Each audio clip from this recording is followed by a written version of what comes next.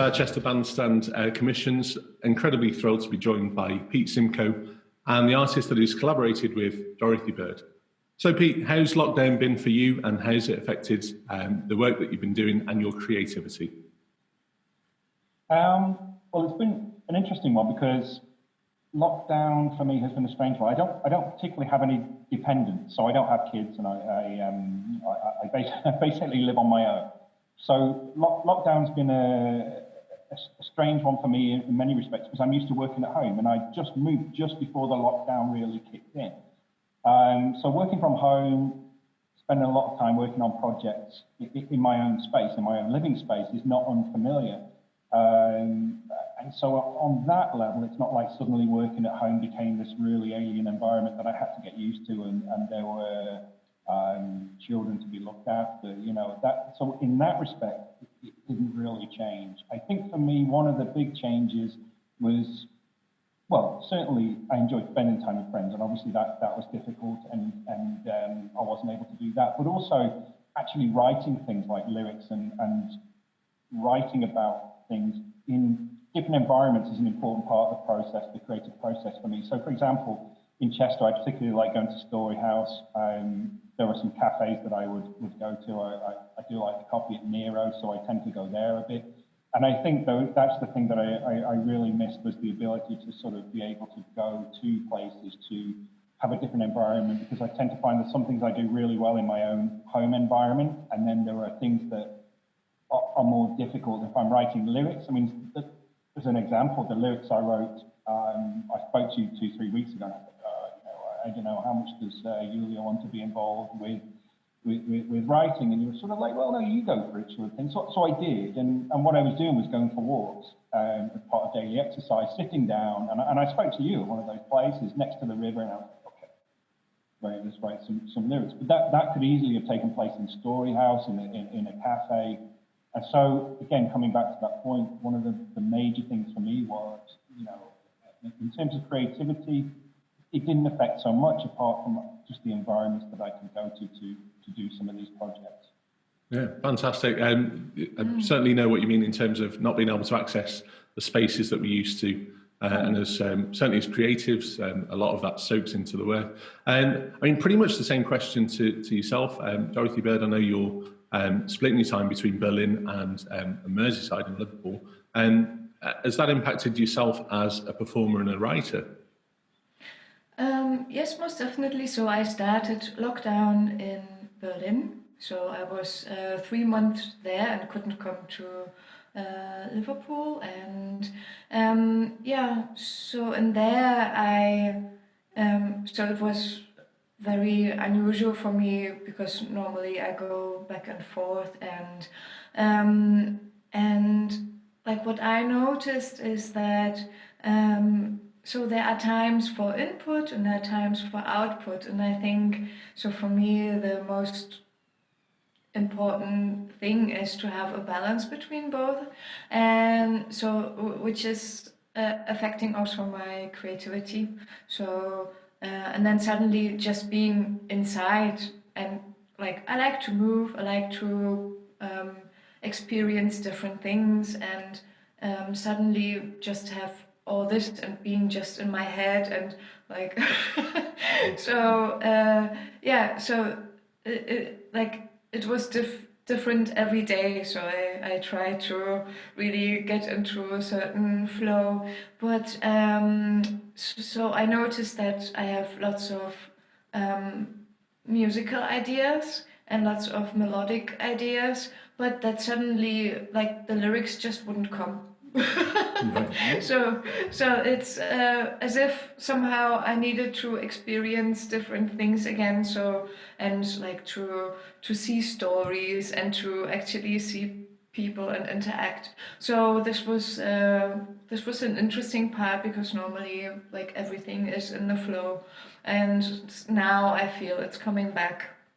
But so is it people or environments that inspire you more? Sorry. It's a good question. Yeah. It sounds like it's people. And both. So it's really both. So it's people, but also things that happen that I like. like surprising things that I hadn't planned.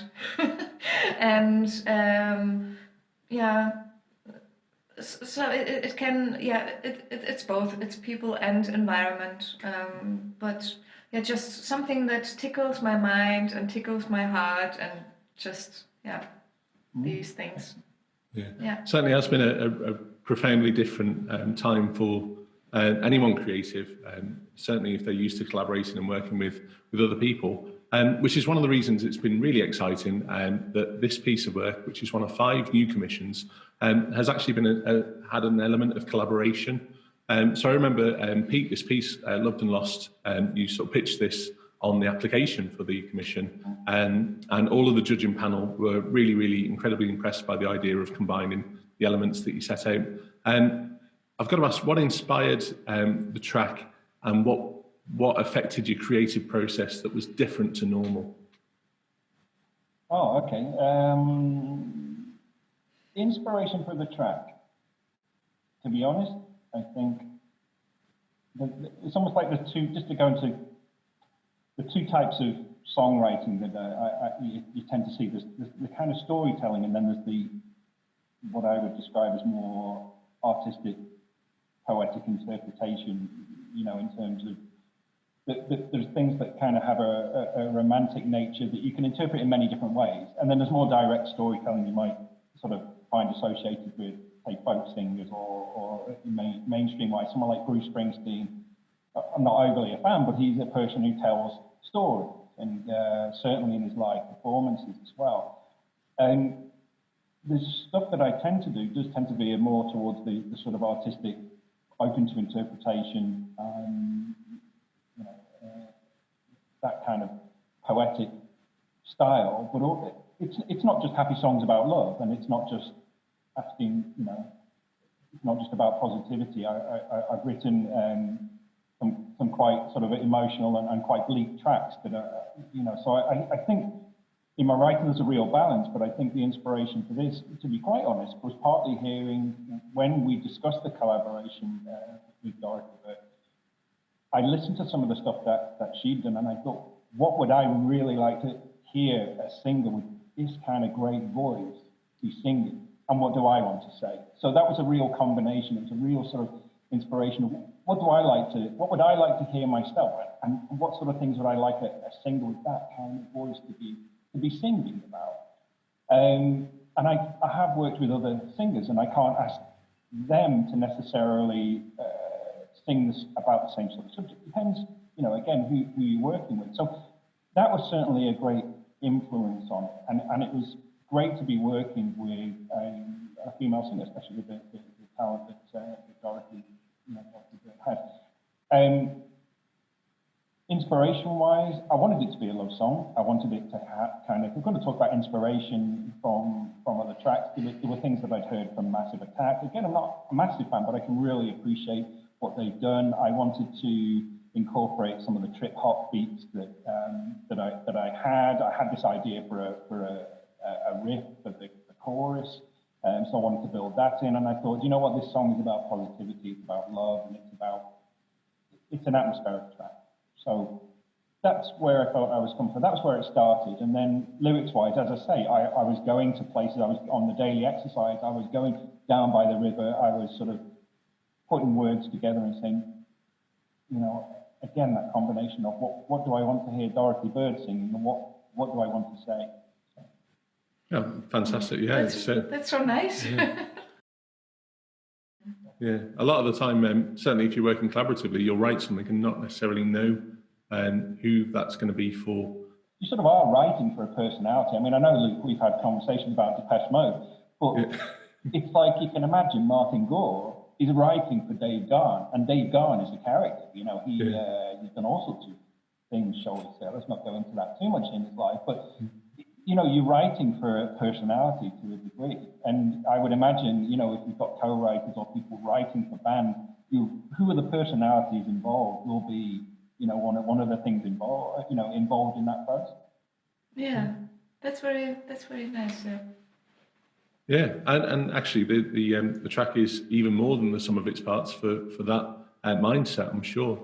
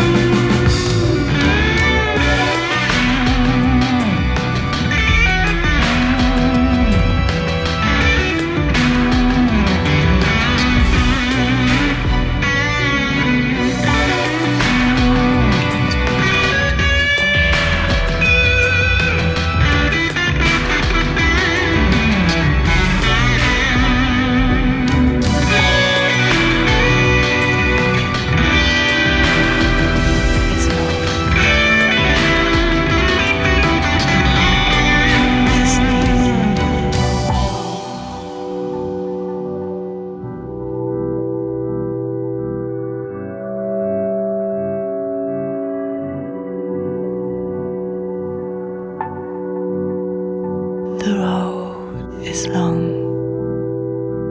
The road is leading home.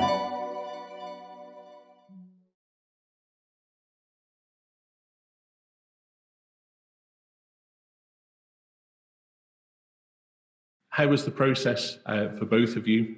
Yourself first, Pete, but how did you find working together? Did it present any challenges? And were there any things you were particularly proud of? I found the process really, it was interesting. It worked out very smoothly. I think that it's very difficult often if two people are in two different places, because I do think that jamming and being together in the same space can be really productive for writing a song. An influence in terms of the sound, the Simple Minds. Again, very mainstream, but their sound from the 80s and early 90s is something that I really do find inspirational in what I'm doing. But you can tell there's a point that they reach where they used to jam together in their studio, and that's where half the tracks used to come out of those sessions. But you can tell there's a point they reached where they were living, quite far from each other, and they were doing the same process that Julia and I have done, where send off the backing track and then sing over the top. So that dynamic process, almost being in the same room, can have a negative impact. In this situation, I don't think it did, and I think it was partly down to I was able to communicate the ideas, but then Julia really took those ideas and ran with them and did stuff that I didn't expect, and I was really pleased with that. Some of the sections I wasn't fully sure. I did the most embarrassing backing track with me singing in the most. I just can't describe the embarrassment that I have at my singing, so I sent that off, giving an idea. Look, this is loosely what I'd like it to sound like, and so I was delighted when even with the remote sort of working that we've discussed and that situation I've described with Simple Minds, that it can have a negative impact. In mine, it actually worked really well. And, Julia, Dorothy Bird, was coming back with things that I didn't expect and that were really nice additions and that really made it worth it from my side as well. Fantastic. And what about yourself? You've been used to working in various collaborations from some of the work that you do. What was it like for yourself? Yeah, it was very unusual for me to be not in the same room, to just create something and sending it back and forth. But it was really nice for me, and so I had the feeling that I understood somehow, or yeah, what you wanted, what the feeling was going for, and then I just tried things out, and I'm very happy that it actually worked, because it could have not worked, so I could have just got another idea that wasn't your idea, and so I'm very happy that it worked out like this. Yeah, it was just magical opening those, I think probably 3 or 4 separate mixes that came across and seeing the refinement that happened every time. And I personally absolutely adore the work that you've come up with as a completely objective listener to good music. I wonder what reception has the track got from people. I know that you've put that up now publicly, Pete, so people can have a listen to. What's the feedback been so far? I've had some really good comments. There's people I ask, and I kind of know, well, as a friend system, you've got to know your audience. There's people I would send that to, and they go, sounds like your same old guitar sort of riffs, or, who do you think you are sort of thing. If they want to sort of, if it's not their thing. So if you don't like that sound, then it's always going to be an uphill struggle. But generally, there's people I ask, and they would say, yeah, it's in your top 3 best production. There's been 2 or 3, really high moments. I got a song a few years ago in a low budget Lou Ferrigno film called "You Can't Always Have Your Way," and that's probably, it's up there with that moment. As in, that was a song that I thought, this is the best I can do. And so presenting that to people, yeah, there's been people who just said absolutely stunning, love it.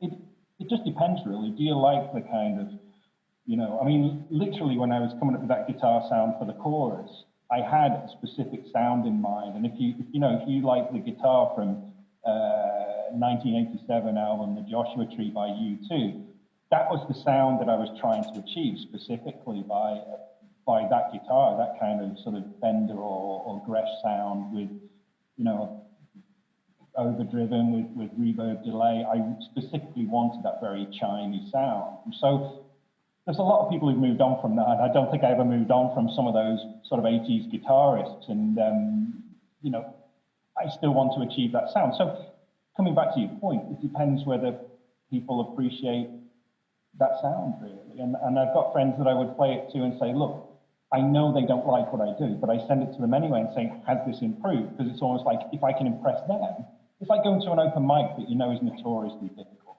Like, I could name names, but there are some open mics in Chester that are more friendly than others. But you've got to go to the difficult ones, because if you can impress those people, then you've really achieved something. If they're still there looking at their phones in the front row, you're not doing something good enough. So that's the kind of measuring stick that I would apply to some of the people I know don't usually like what I do. And if they say, look, you know, because there was one guy I sent the track to who he said, I won't use the exact words, but he said, sounds like the same old, same old. And that was mainly about the guitar solo. Like the first version I sent you, Julia, was had slide guitar over the beginning, and I do love slide guitar, but I took that away because I wanted to pay attention to some of the haters' feedback to say, look, try and make it more concise. But that was the experience. It's mixed, but I'm trying to really gauge the feedback from people who don't like it and the people who do. Yeah, I think that's very useful. It's very easy to get surrounded by sort of yes people, and you don't, you know, I mean, social media itself is an echo chamber, and the arts and any other field very much the same. So yeah, it's quite brave actually, as an artist, to send it to people you know you might get. People who never don't like it. But I don't know, it's slightly off piece, but I mean, I know if I performed and I come off stage and somebody says, "Oh, that was all right," I'd much rather they came up and said, "I hated that and here's why." Then, oh, that was all right. So there's nothing worse than indifference, and at least you're moving people one way or the other. But yeah. So in Germany, you like so you like the feedback you will get after a concert. It's like because people do have a strong opinion and they will always tell you.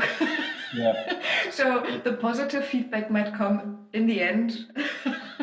So you have to go through everything.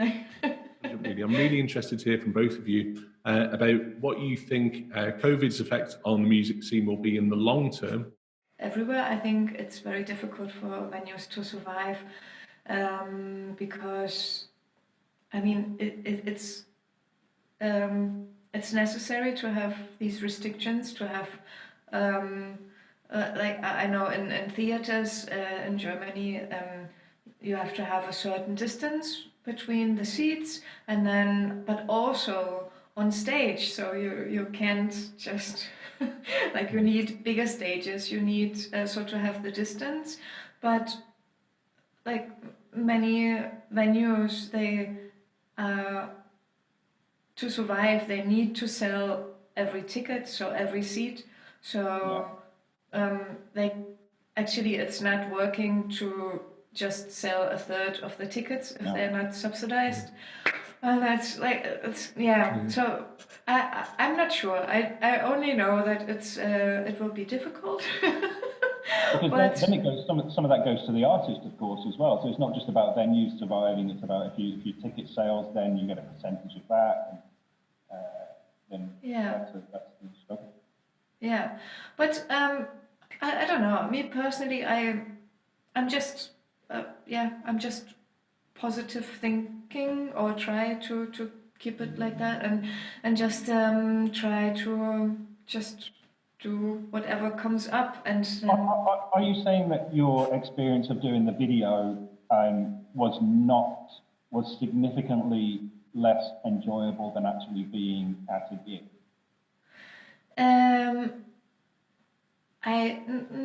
I wouldn't say that it. So I enjoyed it in a different way. So it's just very it's just different.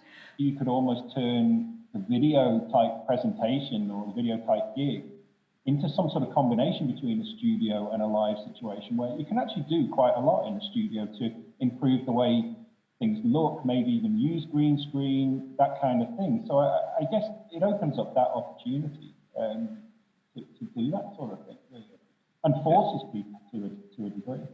I think we're living in an unusual time where actually the timing of the pandemic coincides with a time where most of us do have access to webcams, high-speed internet, where these things are practical, whereas maybe 10, 20 years ago, and much further certainly, it wouldn't be doable. I mean, could you imagine doing a live gig on dial-up internet? It just would not be practical. It just wouldn't have happened. Yeah.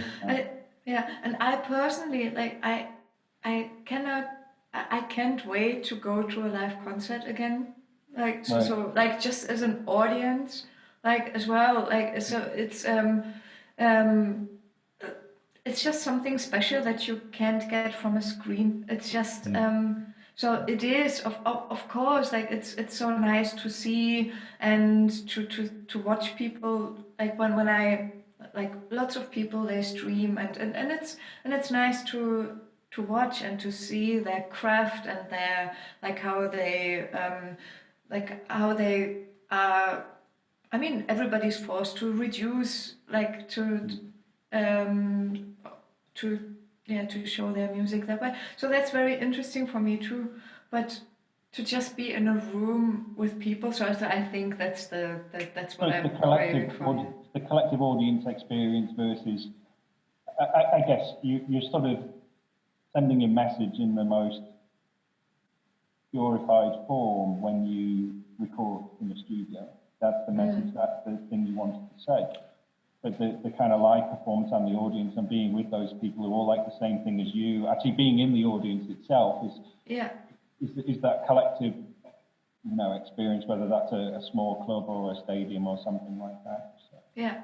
Well, it's a completely, it's a shared human emotional experience, which in my personal opinion is in a small intimate venue that's packed, where the audience are this far away from you. That's really quite daunting as a performer, but it really is a crucible in which your craft is, will survive or won't. And obviously the bigger venues, I've had the joy of playing to a few thousand people sometimes, and that's really, really special. But you have a complete disconnect because they're all over there and they're tiny dots. But there are certainly people that might argue the other way round as well, where actually the studio experience represents a huge challenge because they've got to distill all of the live energy into 12 tracks on an album or an EP. So it's all different angles to come at that from.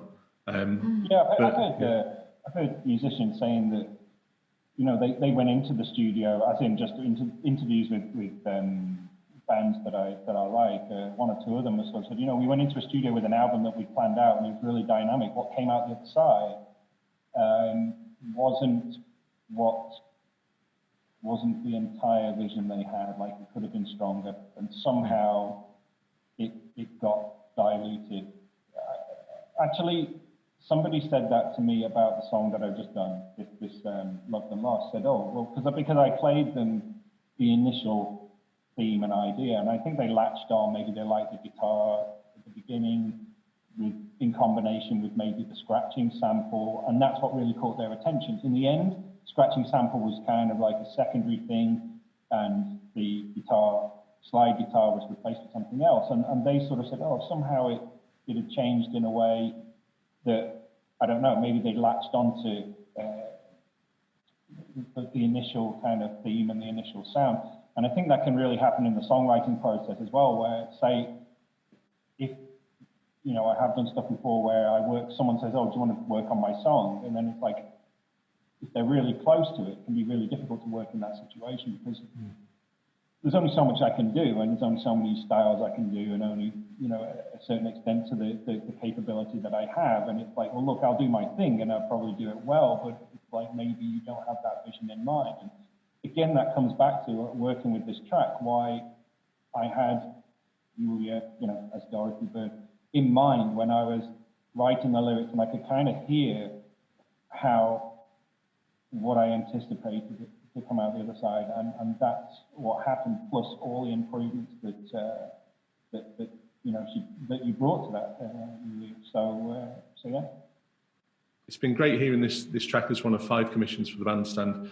Fingers crossed, if lockdown eases and we don't have a second wave, we might even have performances back at the bandstand before the end of summer. Touch wood.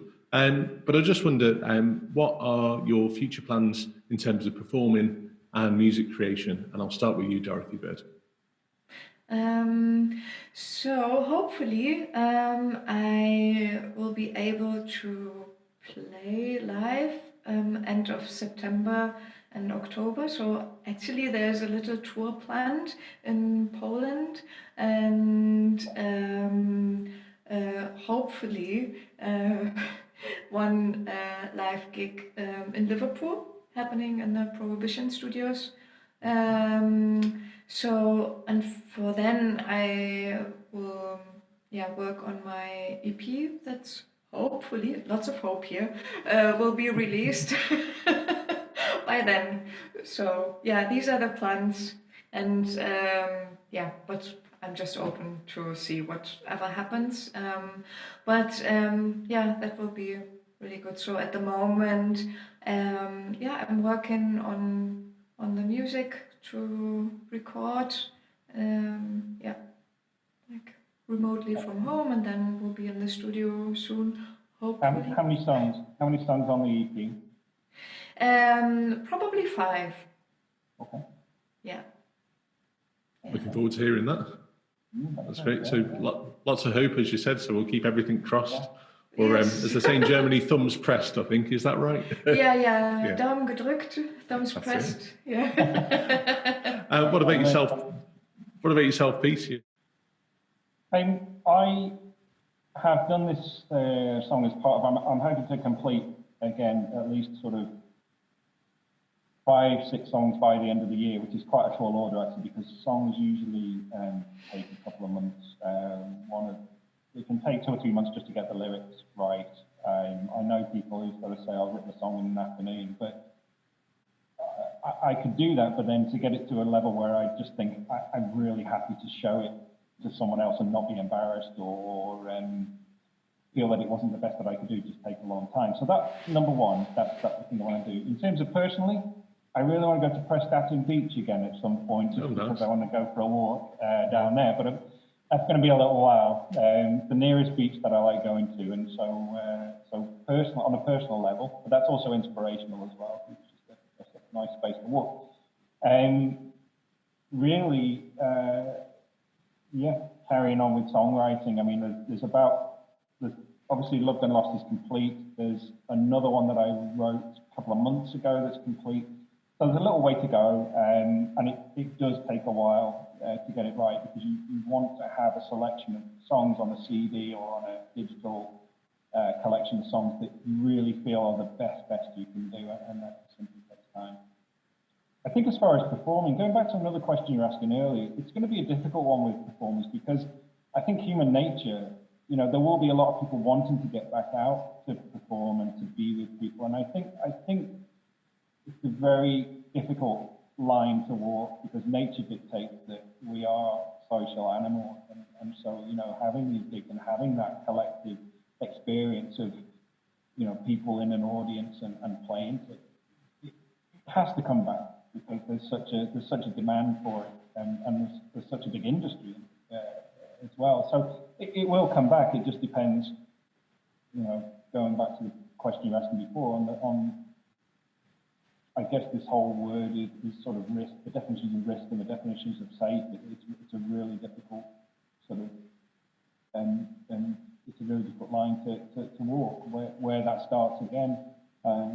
But certainly for people's sense of well-being and emotional well-being, it's a big part, especially if you're into music. And if you're into sport, then that's a part of those people's, well-being. So it's a real dilemma when that starts up.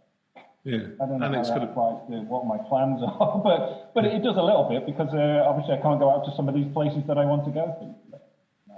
Yeah, and hopefully have you both at the bandstand when it's back open again. That would be fantastic. Yeah, that'd be great. Yeah. that would be fantastic. Yeah, I want to say thank you as well to Pete, like for asking me and working together and for introducing us and getting this together. Thanks. Yeah, well done. Thanks again.